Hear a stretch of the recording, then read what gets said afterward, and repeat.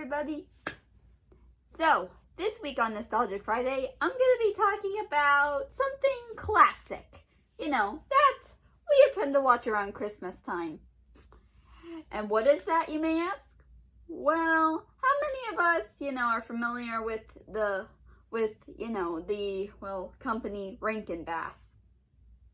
Yeah, I thought so. Well, today I'm going to be talking about some Christmas, stop motion, films that I grew up with. Now, I know Rankin Bass made a lot, but I haven't actually seen all of them. I've only seen like 2 or 3, which one of them's not even a Christmas one, but actually features a Christmas character anyways, which I will get to. So, yeah, anyways, I'll be talking about the 3 Christmas specials, or in this case, 2 of them, one being, a different one that came out around a different holiday, to come out, that I enjoyed as a child. So, yes.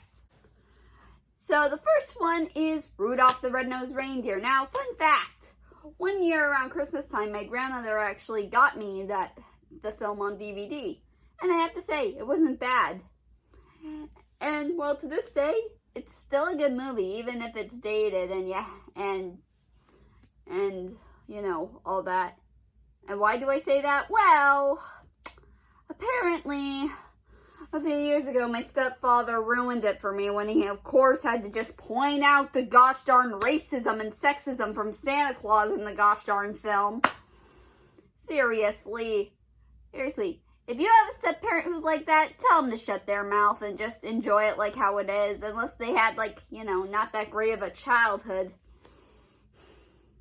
And I'm not saying that that my stepfather's mean. He just, I don't know, he just likes to point things out and, some stuff.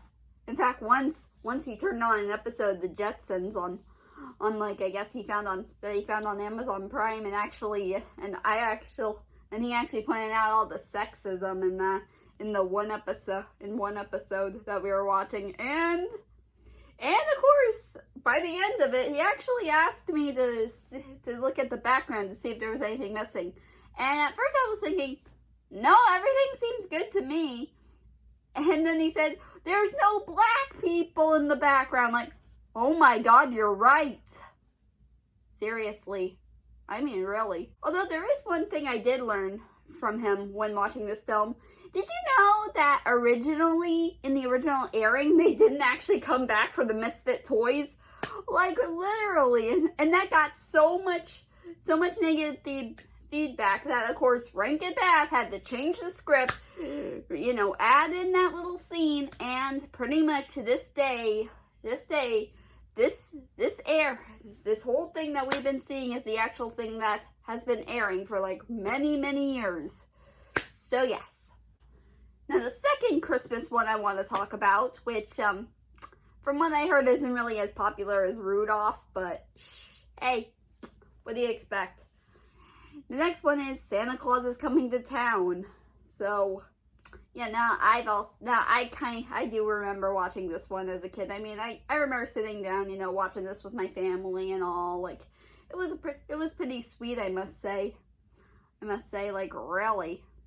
Really. In fact, once I did actually ask my stepfather, do you think there was any racism and sexism in that one, like Rudolph? And we basically did watch half of it. He found it on YouTube, but I don't think we saw anything, so, I guess it was all good. But yeah, and one thing I will say, about this one, okay, so there's actually this one time, there was actually once when, one time around Christmas when, my grandmother was visiting us, and we actually watched this one. I think we recorded it on our TV, back when we had cable. And I guess I remember getting to the I guess I remember we got to the part where the villain of the movie, like banned all the toys, and I remember saying, seriously, dude, you're no fun. Which, like, if you agree with me. Like, seriously. Like, what is this? Is this, like, Footloose? But instead of dancing, they get rid of, like, you know, no toys allowed. But hey, at least some people say it's a silly rule in the movie, and that man is just a no fun man.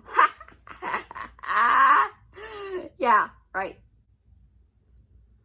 Okay, this next one, well, now the next one, which is the third one, that's not really a Christmas film, but does actually feature Rudolph the Red-Nosed Reindeer, is Rudolph Shiny New Year. Like, I'm sure you've all heard of this one. I've actually seen this one a few times. Like, I think the first time was when we were visiting my grandfather, who was living in Los Angeles at the time. Like, you know, we somehow, like, I guess it was, like, around New Year's, like, you know, Christmas had finally come to an end. We were visiting him, and I guess, well, we found it on cable, and we just watched it. It wasn't bad. And then, you know, I started seeing it again and again later on. And I gotta say, it's not a bad, I mean, it's not very popular like Rudolph is, like, and all that, but I have to say, not a bad film, not really bad. And, you know, there's pretty much a lot, like, the film does talk a lot about time, because, like, there's a lot of, because, you know, the whole film, like, Rudolph travels to, like, different places in time, and, you know, meets some people, and, you know, they, like, help him out find the baby New Year, so, yeah. And I have to say, not a bad movie. I mean, not as popular as as Rudolph, but hey, or any of the others, but what do you expect? So yeah, I think that's all I got. Although there is one more I did want to mention. Now, technically not stop motion, but this was made by Rankin, and I actually owned this on VHS when I was young, although I think I had brought this up before. And well, this is the Frosty the Snowman animated movie that I owned on VHS. And I tell ya, I love this movie to death. Like, oh, like, man. And, well, I did also remember, like, you know, getting its sequel, I think, Frosty Returns, which I know for a fact has no similarities to the first film, but hey, I watched it anyway, because I got it with a bunch of other VHSs from relatives as gifts, so, yes. Oh, yeah, and, I know Frosty's Winter Wonderland is a thing too, where, you know, he meets his wife, Crystal. And then, in fact, if you want to know where I did actually, in fact, fun fact, I do actually remember one year around Christmas, when I was in first grade, I was in a school play where we reenacted the poem "'Twas the Night Before Christmas," like, for reals.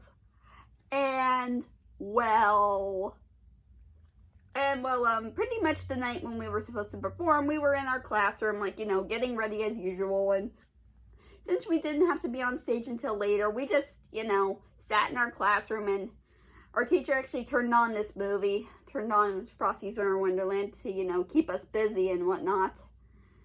And yeah, I have to say, I didn't really think too much about it, but I think it was pretty good.